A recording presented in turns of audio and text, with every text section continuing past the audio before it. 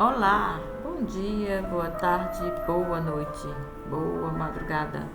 Estamos aqui para continuar a leitura. No começo eram os deuses de Jean Botero. Segunda parte, a mais antiga religião do mundo, capítulo 1, o mais antigo relato do dilúvio. Então preste bem atenção, porque nós estaremos aqui fazendo a leitura. E para você que está sem tempo de ler o livro, que tem muita atribuição, é só escutar. Só peço desculpas porque esta é a minha forma de fazer e é a forma mais simples que eu encontrei para dividir com você um pouco das leituras necessárias. Inscreva-se no canal, curta, comenta e compartilha. Segunda parte, a mais antiga religião do mundo, capítulo 1, o mais antigo relato do dilúvio. Vamos à leitura. Há 150 anos foram trazidos de volta à luz dos países que compunham o quadro geográfico, político e cultural dos antigos israelitas, autores da Bíblia, não apenas cidades, palácios e templos, mas também antigas relíquias de altas civilizações e uma massa imponente de documentos escritos e decifráveis. A maior parte cabe aos antigos habitantes do Iraque moderno, sumérios, babilônios e assírios, inventores aproximadamente 3.000 antes de nossa era, 17 séculos antes de Moisés, da mais antiga escrita conhecida, 500.000 de plaquetas de argila sobre as quais imprimiam com cálamo seus pesados e insólitos cuneiformes. E, em meio a esses gigantescos arquivos, centenas de obras históricas, literárias, científicas, religiosas, decifradas e estudadas pela exígua e quase secreta corporação dos assiriólogos. Para quem sabe se fazer perguntas, o problema é saber se, diante de tal prodigiosa e inédita documentação, que os historiadores continuam a arrancar de seus anfigures, é possível ler a Bíblia como antes, quando ela era considerada o mais antigo livro do mundo, o único que nos esclarecia sobre as primeiras idades do homem. Foi no intuito de mostrar o movimento em processo e responder a essa questão, não por um aforismo, mas por uma demonstração e como um exercício de método, que se escolheu esse tema tão conhecido, tão discutido e talvez ainda tão enigmático do dilúvio. Isolado, inesperado, cheio de detalhes preciosos e animados, inserido em um livro que supostamente preservava os mais antigos arquivos da história do mundo, o relato bíblico do dilúvio, Gênesis 6:8, assim como tantos outros de mesmo teor, foi por muito tempo considerado a narrativa de uma aventura absolutamente histórica.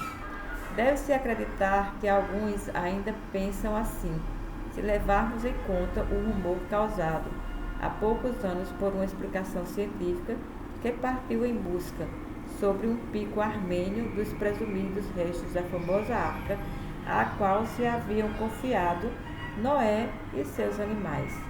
Entretanto, esse relato não é de primeira mão, nem poderia ser atribuído a uma testemunha ocular, qualquer que fosse ela.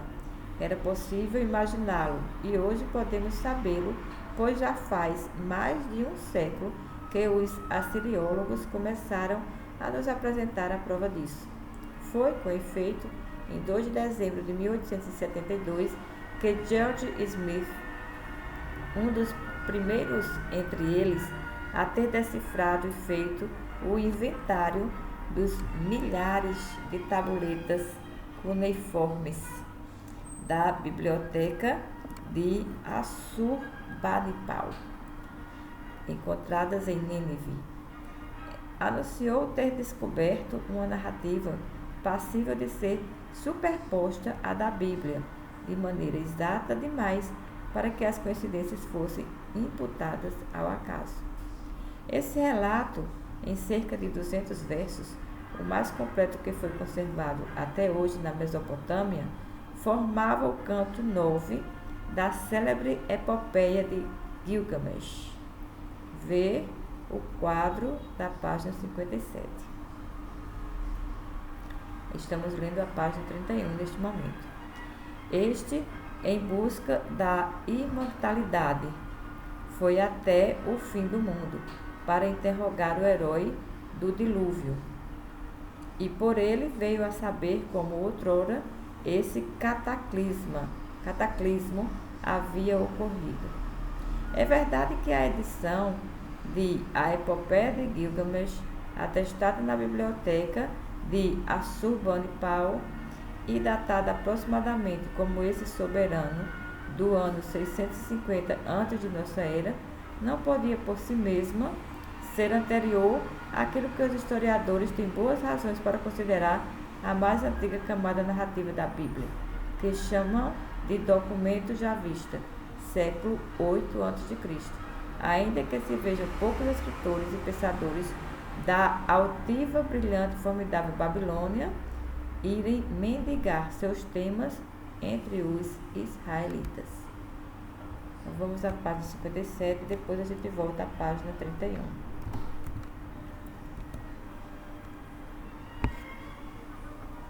Vamos ver onde é a página 57. Que não tem página. Então não é possível, tá, gente, fazer isso.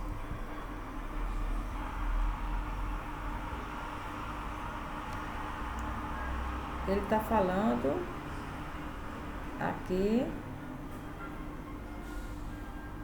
o mais completo que foi conservado até hoje na Mesopotâmia formava o canto 9 da célebre epopeia de Gilgamesh. Então vamos procurar pelo canto 9, né? Ver se a gente acha. Canto 9 da célebre epopeia de Gilgamesh. Não foi possível encontrar, então depois você pega o livro e você faz essa busca. Continuemos a leitura. A Epopeia de Gilgamesh. A Epopeia de Gilgamesh é certamente a peça mais célebre de toda a tradição literária babilônica. Em linguagem elevada e de grande fôlego, conta a heróica lenda de Gilgamesh, rei, em aproximadamente 2600 anos antes de Cristo, da cidade meridional de Uruk, que, com seu amigo Enkidu, selvagem, aculturado, buscou e conquistou a glória. Depois, diante do cadáver do companheiro, compreende repentinamente que nada tem valor se a morte deve um dia arrancar-nos tudo. Então, parte novamente, febril e corajoso, à custa de esforços sobre-humanos, em busca do meio de conservar a vida para sempre. Perto do fim, porém, fracassa. A edição original, mais conhecida e completa, cerca de 2/3 dessa obra-prima, é a que foi encomendada na biblioteca do rei assírio Assurbanipal, 627 anos antes de Cristo. Não, 627 antes de Cristo. Em 12 tabuletas que continham de 200 a 300 versos cada uma. Esse rei tinha mandado reunir em seu palácio, em Nínive, cuidadosamente recopiada em cerca de 5.000 tabuletas, diríamos volumes, a maior parte da ampla produção literária do país. Tudo aquilo que em seu tempo acreditava-se digno de ser conservado e relido. Foi essa a biblioteca que em 1852 e depois, em 1878, Austen, Henry Layard e Hormuzd Hassan descobriram em cerca de 25.000 pedaços. Ela foi, em seguida, transportada para o Museu Britânico de Londres. Trata-se, para os assiriólogos, de uma das fontes mais ricas e insubstituíveis de nosso conhecimento sobre o passado desse antigo país. Um século de descoberta entre os inesgotáveis tesouros das tabuletas cuneiformes ao menos nos permitiu ver as coisas de maneira mais clara. Sabemos atualmente que, se a epopeia de Gilgamesh tem por trás de si uma longuíssima história literária que remonta a uma época muito anterior à dos tempos bíblicos, pelo menos 2000 anos antes de Cristo, o relato do dilúvio, a princípio, não fazia parte dela. Foi inserido mais tarde, por volta de 1300 anos antes de Cristo, retomado de outra peça literária, na qual tinha um lugar orgânico, o poema do super sábio Atrahasis. O poema do super sábio é uma obra que por muito tempo foi pouco conhecida, apenas por alguns fragmentos esparsos, mas da qual uma série de achados felizes nos restituiu. Há alguns anos, 2 textos, cerca de 800 versos mais do que o necessário para que se possa compreender seu sentido e alcance. Nossos mais antigos manuscritos são de 1650 antes de nossa era, e o poema deve ter sido composto pouco antes na Babilônia. Ele não apenas contém o mais antigo relato do dilúvio, o que nos permite fazer uma ideia melhor desse fenômeno, tal como o viram e pensaram aqueles que fizeram com que ele interviesse em seus escritos, como é também pelo estilo e pelo pensamento uma composição admirável, uma daquelas obras literárias arcaicas que, por seu porte, pela amplitude de sua visão e por seu fôlego, merecem ser conhecidas. Ela começa no tempo em que o homem ainda não existia, apenas os deuses ocupavam o universo, distribuídos de acordo com a bipartição fundamental da economia da época C da região, entre produtores e consumidores, para fornecer à aristocracia dos Anunnaki meios de sobrevivência. Uma classe inferior, os Igigi, trabalhava os campos. A tarefa deles era considerável. Pesada era sua pena e sem fim seu tormento, ainda mais pelo fato de não serem, ao que parece, em número suficiente. Exaustos, ao fim das contas, lançam então o que chamaríamos de o primeiro movimento de greve, atirando ao fogo suas ferramentas, queimando suas pás, incendiando suas chaminés, indo a ponto de partir em plena noite para cercar o palácio de seu empregador e soberano, Enlil, que se propõe, em seu furor, a destronar. Eis o corpo dos Anunnaki, em grande desordem e inquietação. Como será possível substituir, se ninguém mais quer produzir os meios de sobrevivência? Reúne-se uma assembleia plenária e Enlil se empenha em subjugar os revoltados, mas estes proclamam-se decididos a ir até o fim. O trabalho deles é demasiadamente insuportável e estão dispostos a tudo para não retomá-lo. Desnorteado, Enlil considera então a possibilidade de abdicar, confusão ainda mais temível pelo fato de introduzir anarquia e decomposição na sociedade divina.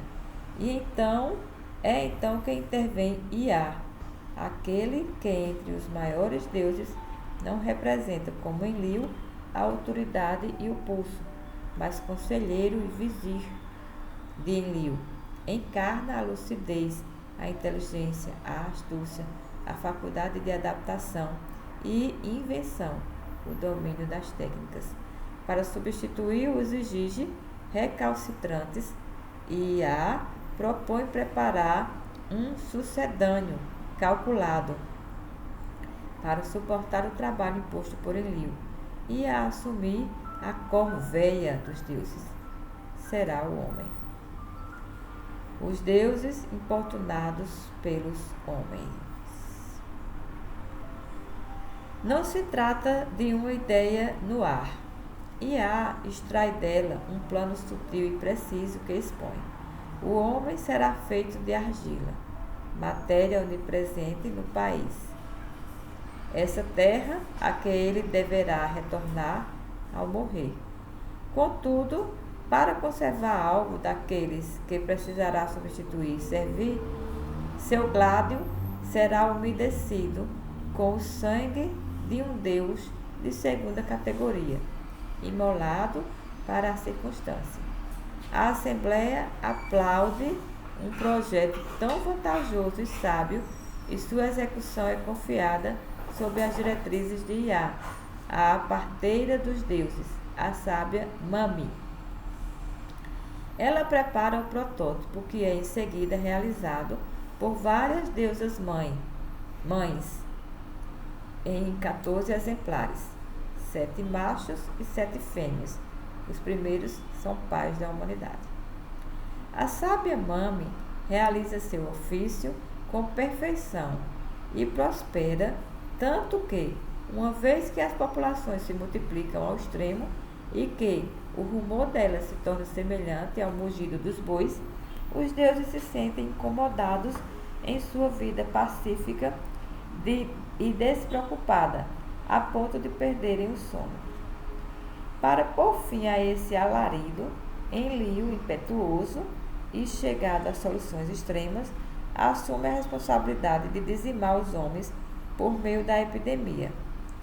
Mas IA, racional e consciente do risco de uma redução demasiadamente grande do número de homens, que seria catastrófica para os deuses, adverte Atrahasis, o super sábio, alcunha de um alto personagem desse mundo, que tem sua confiança e goza de grande autoridade sobre a população humana.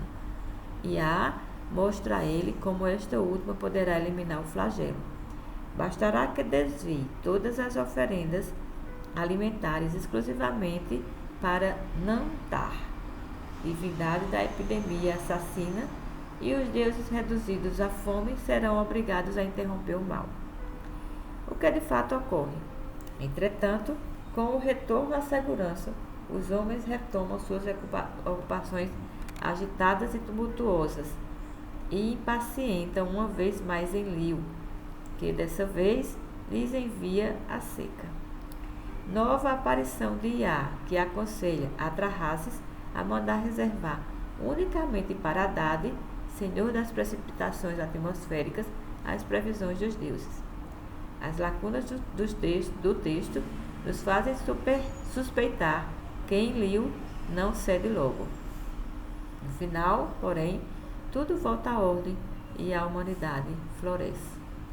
Dos restos da tabuleta, deduz-se pelo menos que o rei dos deuses, decididos no final das contas a eliminar os homens, sempre tão ruidosos, vai apelar para uma catástrofe ainda mais radical, o dilúvio.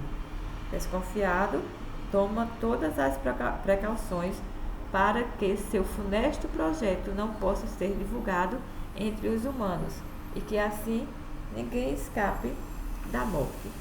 IA, porém, sempre engenhoso, dá um jeito de anunciar obliquamente para Atrahasis o desastre iminente e o estratagema que preparou para salvá-lo, mas dessa vez apenas a ele com os seus. Atrahasis deverá então construir um barco com ponte dupla, solidamente aparelhado, devidamente calafetado e robusto, cujo plano é desenhado no solo por IA.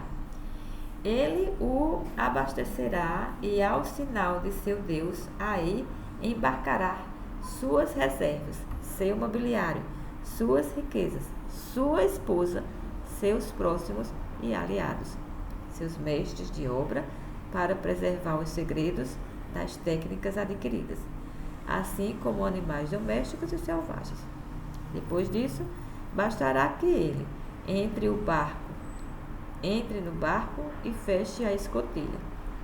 A sequência lacunar no que nos restou do poema pode ser facilmente suprida pelo relato de A Epopeia de Gilgamesh, posterior em vários séculos, mas amplamente inspirada nele. Tendo, pois, encontrado o meio de explicar, sem alarmá-los, seu estranho comportamento àqueles que o cercam, Atrahasis executa as ordens, embarca carga e família e oferece um grande banquete. Contudo, no decorrer deste, fica ansioso. Ele só faz entrar e sair, sem se sentar nem ficar parado, com o coração partido, doente de inquietude. Espera o sinal fatídico. O sinal enfim chega. O tempo mudou de aspecto e a tempestade desabou por entre as nuvens. É preciso zarpar. Quando se fizeram ouvir os estrondos do trovão, trouxeram-lhe betume, para que vedasse sua escotilha. E uma vez que esta estava fechada, e que a tempestade continuava a rimbombar nas nuvens, os ventos se enfureceram, e assim ele cortou as amarras para liberar a nave. O dilúvio, manifestado na forma de uma enorme inundação provocada por chuvas torrenciais, então prosseguiu. 6 dias e 7 noites. O temporal fazia estragos. Anzu, o rapace divino gigantesco, lacerava o céu com suas garras. Era exatamente o dilúvio, cuja brutalidade caía sobre as populações como a guerra. Nada mais se via e ninguém mais era identificável naquela carnificina.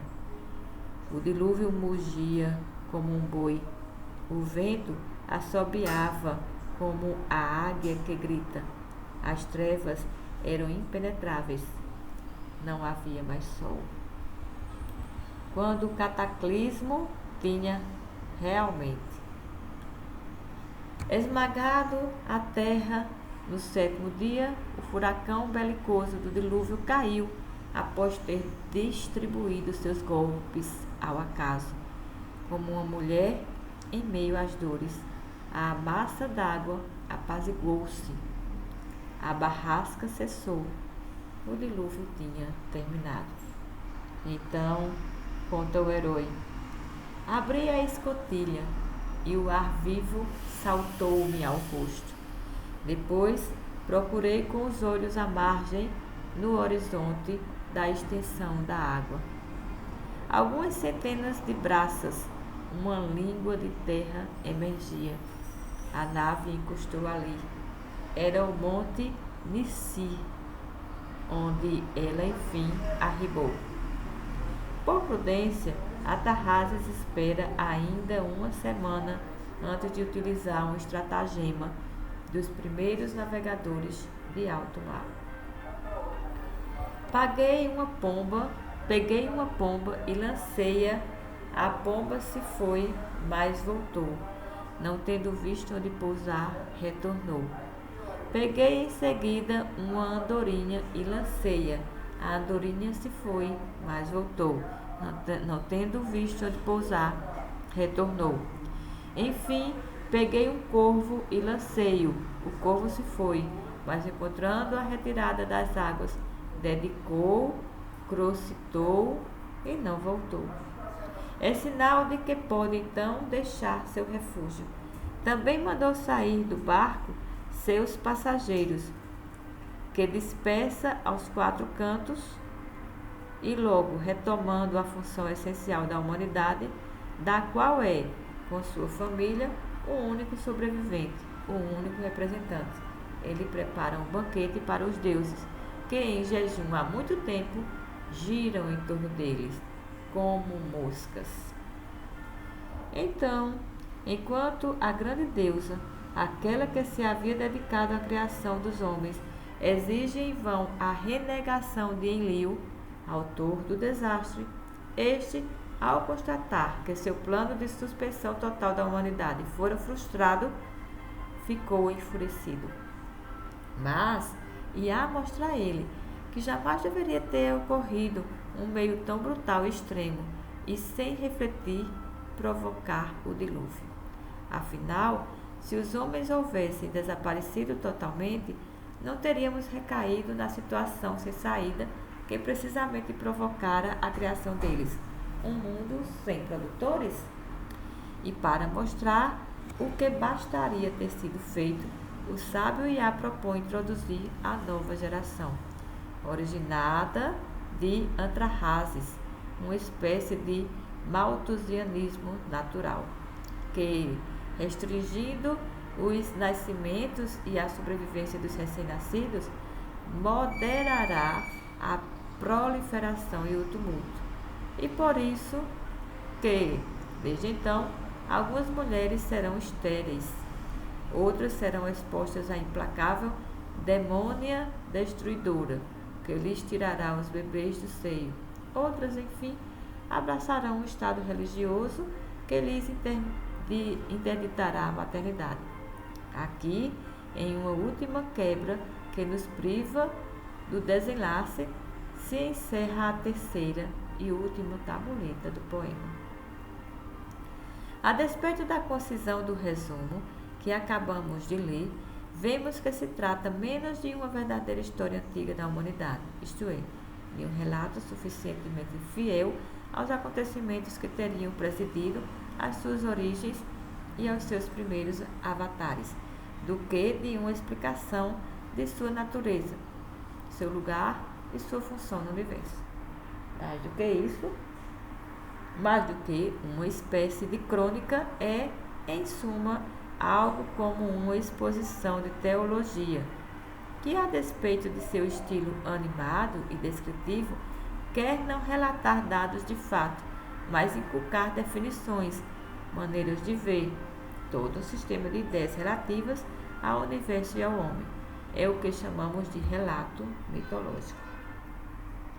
Apesar de sua vivaz inteligência, de sua curiosidade universal, dos enormes progressos intelectuais e materiais pelos quais sabemos que são responsáveis ao longo dos 3 milênios, no mínimo em que cresceu e se irradiou sua civilização, os velhos mesopotâmios jamais chegaram ao pensamento abstrato. Como muitos outros povos antigos e até mesmo modernos, e em contraste com nossos hábitos, jamais dissociaram ideologia de imaginação. Assim como em seus tratados matemáticos, nos quais propunham e resolviam apenas problemas particulares, sem deles extrair ou formular princípios de solução, eles apresentavam suas ideias gerais, não em sua universalidade, mas sempre encarnadas em algum dado singular.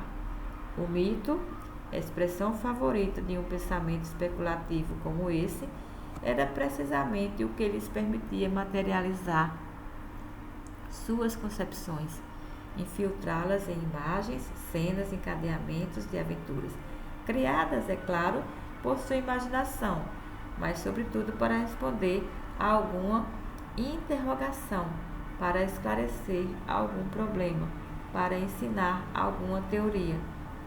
Como os fabulistas constroem suas historietas,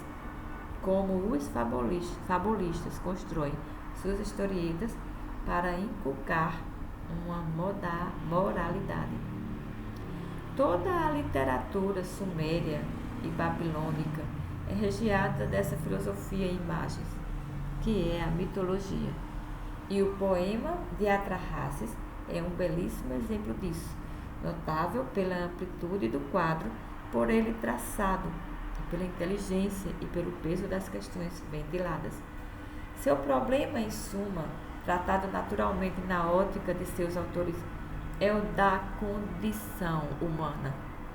qual é o sentido de nossa vida? Por que estamos sujeitos a um trabalho que nunca termina e que é sempre esgotante? Por que essa separação entre uma multidão a que ele se encontra exclusivamente condenada e uma elite que leva uma existência tranquila, assegurada precisamente pela pena alheia? Porque, conscientes da imortalidade, precisamos, ao fim, morrer. E por que essa morte é de tempos em tempos aceleradas por flagelos inesperados e mais ou menos monstruosos, e tantos outros enigmas, assim como as restrições por si só inexplicáveis ao papel essencial para as mulheres de pôr filhos no mundo e conservá-los vivos. Como explicar as catástrofes? Todas essas aporias precisavam não apenas ser formuladas, mas também resolvidas no próprio quadro em que se colocavam em um sistema essencialmente teocêntrico. Para aqueles indivíduos, o mundo se explicava sozinho. Ele tinha sua razão de ser em uma sociedade sobrenatural. Os deuses, cuja existência era indubitável. Para se ter uma ideia a respeito desses personagens que ninguém, e não é à toa, jamais vira, bastava projetar em um plano superior o que se via em torno de toda a organização material, econômica, social e política daqui de baixo. Os deuses foram concebidos como homens e com todas as necessidades destes, mas homens superlativos, dispensados de servidões fundamentais, que nos oprimem, como a doença e a morte, e dotados de poderes bem acima dos nossos. Desde então, como não modelá-los a partir da própria flor da humanidade, a aristocracia da classe dirigente? Em um sistema como esse, os seres humanos, comparados aos divinos, praticamente não podiam ocupar, para vantagens destes últimos, outro ofício que não o de sujeitar-se àqueles que os governam.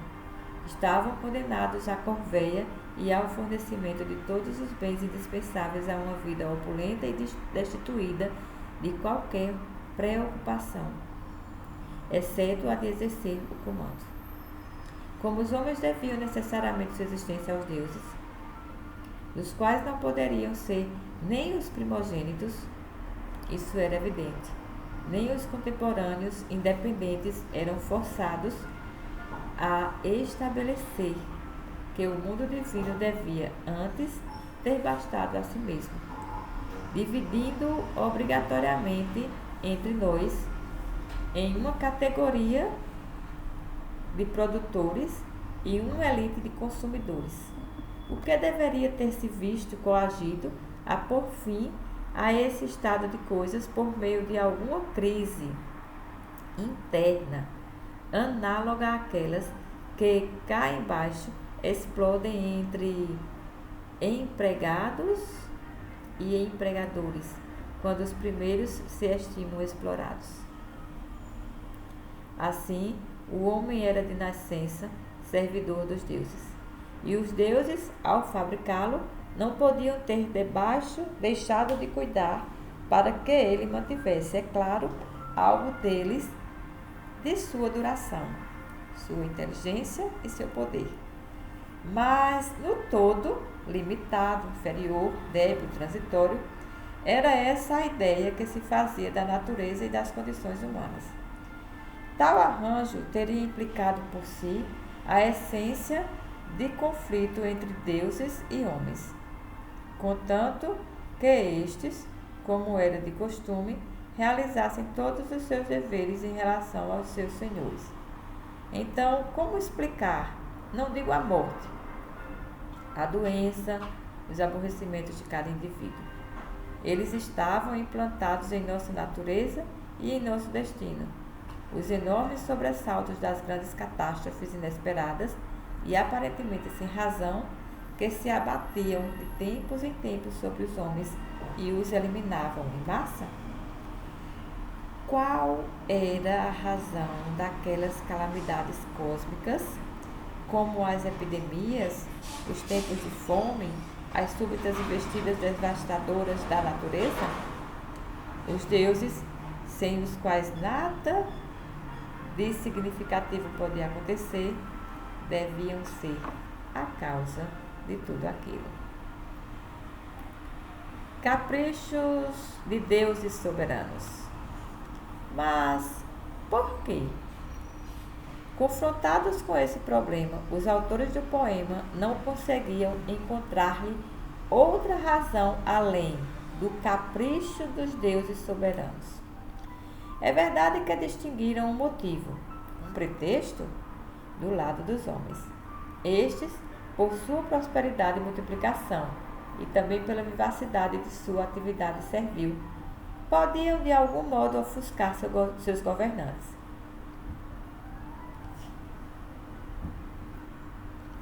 Assim como o cortejo numeroso e agitado demais em torno de um soberano irritável perturbaria seu repouso. Entretanto, em um universo tão teocêntrico e distante de toda ideia de contestação e revolta em relação ao poder, a última palavra da sabedoria não era, em suma, o sentimento de dependência, o abandono a seu estado, o consentimento ao próprio destino, a resignação, o fatalismo. Ao mostrar desde os primeiros tempos da humanidade, desde aquela época mítica anterior à história na qual o mundo histórico tomara forma, os deuses movidos pelo desejo de dizimar e até mesmo de aniquilar os homens, enviando-lhes para isso calamidades coletivas. Os autores do poema não apenas davam a seu público uma razão suficiente para a existência daqueles flagelos cíclicos, como também ressaltavam seu caráter de certa forma tradicional, desde a noite dos tempos, e portanto inevitável diante do qual era necessário inclinar-se.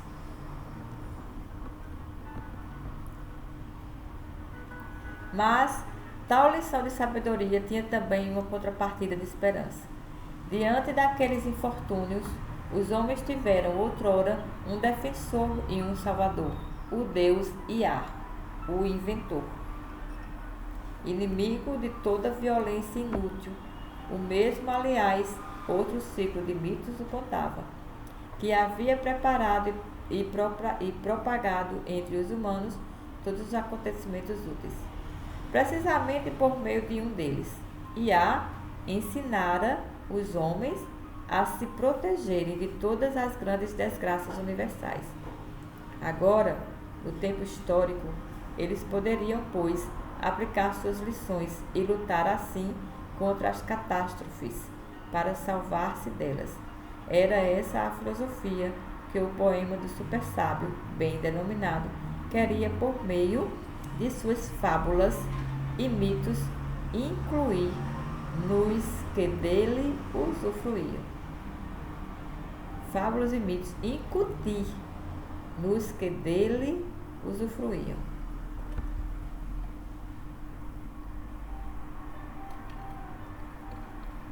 O relato do dilúvio tem ali, portanto, o mesmo valor, o mesmo sentido, que os da epidemia e da seca, que o haviam precedido. Sabemos muito bem, por toda a nossa documentação histórica, que tais calamidades se abatiam de tempos em tempos sobre o país, medicamente ainda tão indefeso, cuja economia era planificada de maneira rudimentar. Por meio de um processo recorrente na literatura, em particular no folclore e na poesia, amalgamaram-se as lembranças próprias e muitas experiências transmitidas pela tradição ou vividas de doenças propagadas como um incêndio, multiplicando a mortalidade, ou de colheitas ruins, extenuando as populações e provocando a epidemia e a fome. Como os contadores falam do leão e do ogro, cada uma concentrando os horrores de todas e projetava como o protótipo aterrorizante no tempo mítico de outrora.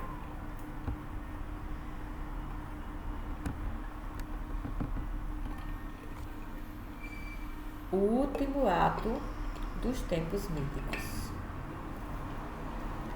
O dilúvio, que se segue a elas, terá sido imaginado e construído da seguinte maneira.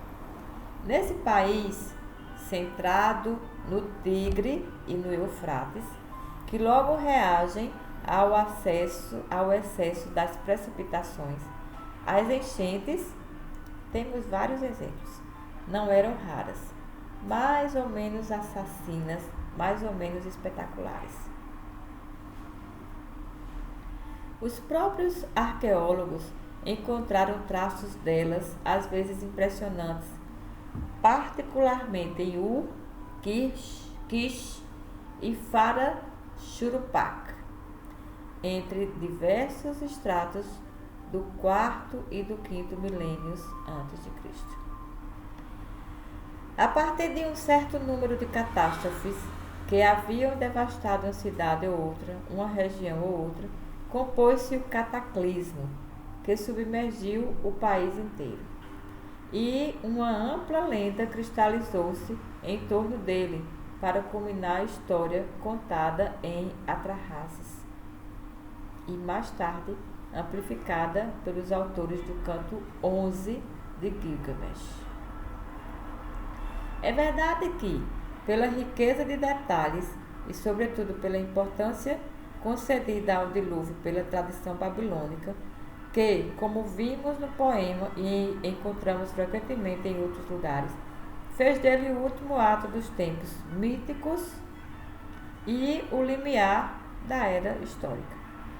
Parece possível que tenha sobrevivido de maneira mais ou menos vaga a lembrança de um desses cataclismos, particularmente formidáveis, que precisaríamos,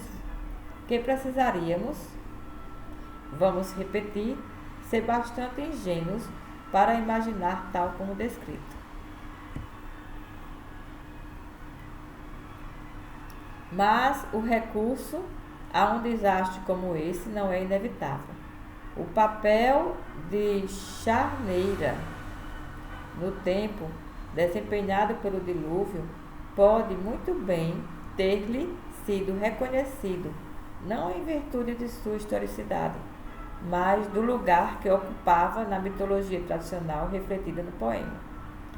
Era a última e mais perigosa das grandes calamidades enviadas aos homens pelos deuses para acomodá-los e reduzi-los à escala a qual pertencem desde o começo da história.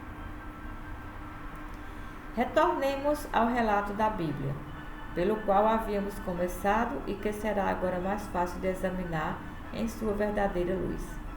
Quem quer que tenha lido o que reflita minimamente deverá, antes de tudo, reconhecer que é difícil conceber a ideia de semelhante inundação em um país de colunas e de escoamentos fluviais como a Palestina, sem nenhum rio digno da palavra, sem nenhum vale largo e propício ao acúmulo das águas. A probabilidade razoável é, portanto, a priori, de que esse conto tenha sido tomado por empréstimo. Contudo, se a identidade mais do que substancial com o dilúvio babilônico não era a menor dúvida, demasiados detalhes divergentes não permitem considerar o relato da Gênese mera transcrição para o hebraico do texto arcádio de Atrahasis ou de Gilgamesh. Na realidade, o dilúvio faz parte de uma vasta colheita de temas teológicos, mitológicos, ideológicos e outros mais, elaborados por essa Mesopotâmia eminente e prodigiosa, que com eles fecundou todo o Oriente Médio, desde a mais alta época. Basta pensar nas descobertas improváveis de Ebla, na Síria, relativas à metade do terceiro milênio a.C. Como muitos outros temas, a criação do mundo, as origens e a história antiga dos homens, o problema do mal e da justiça divina, o dilúvio terá sido também recolhido pelos israelitas, expostos por seus ancestrais e por si próprios a essa extraordinária irradiação cultural da Suméria e da Babilônia. Eles chegaram a adotá-lo em seu próprio quadro, aparentemente como Atrahasis, a história primitiva do homem, na realidade, o quadro teológico de sua condição aqui embaixo, pois a intenção dos 11 primeiros capítulos da Gênesis é a de nos inculcar, para nosso governo, o modo como os homens foram modelados e remodelados, preparados e postos em função, antes que se inaugurasse com Abraão a história propriamente dita. Mas eles não conservaram nem a ótica nem a teologia nativas. Como tudo o que tomaram dos antigos babilônios, remanejaram profundamente o tema, impregnando-o com sua ideologia religiosa original. O sistema deles também era teocêntrico. Contudo, os inventores do monoteísmo, seu mundo divino, se concentrava no Deus único e transcendente, sem o menor traço antropomórfico, sem a menor necessidade de servidores que lhes assegurassem a vida.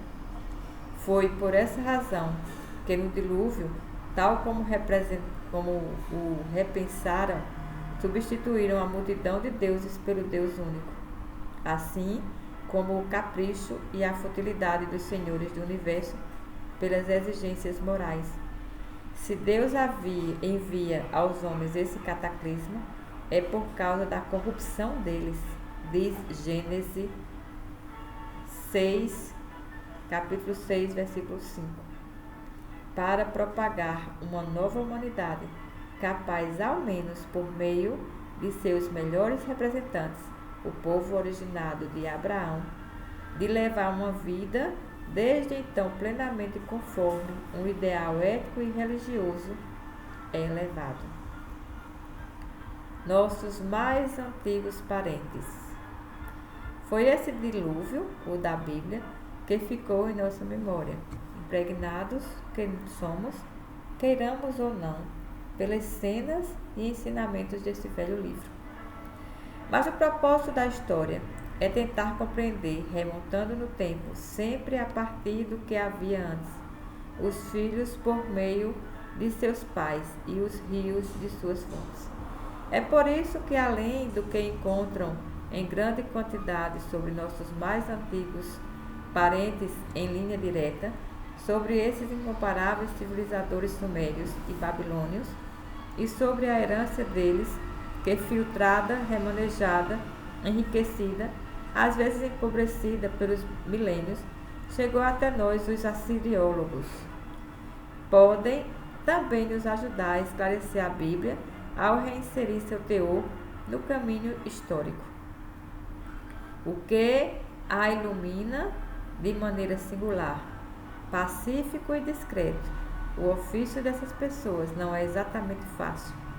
Passar a vida decifrando, analisando, penetrando centenas de milhares de anfiguris, acho que é anfiguris, gente, anfiguris de argila, rachurada, de cuneiformes, eriçados e rebarbativos. Vou ler de novo. Pacífico e discreto, O ofício dessas pessoas não é exatamente fácil.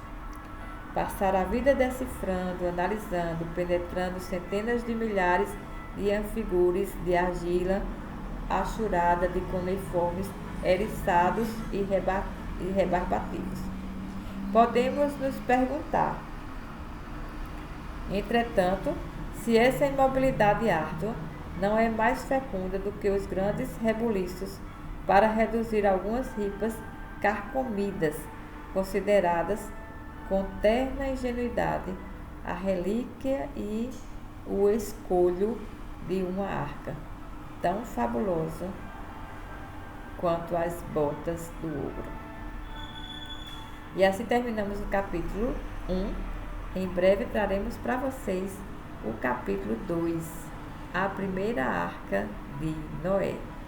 Obrigado por ter ficado conosco até o final. Curta, comenta e compartilha. Escuta novamente, traz teus comentários. Vamos dialogar. E vamos lá!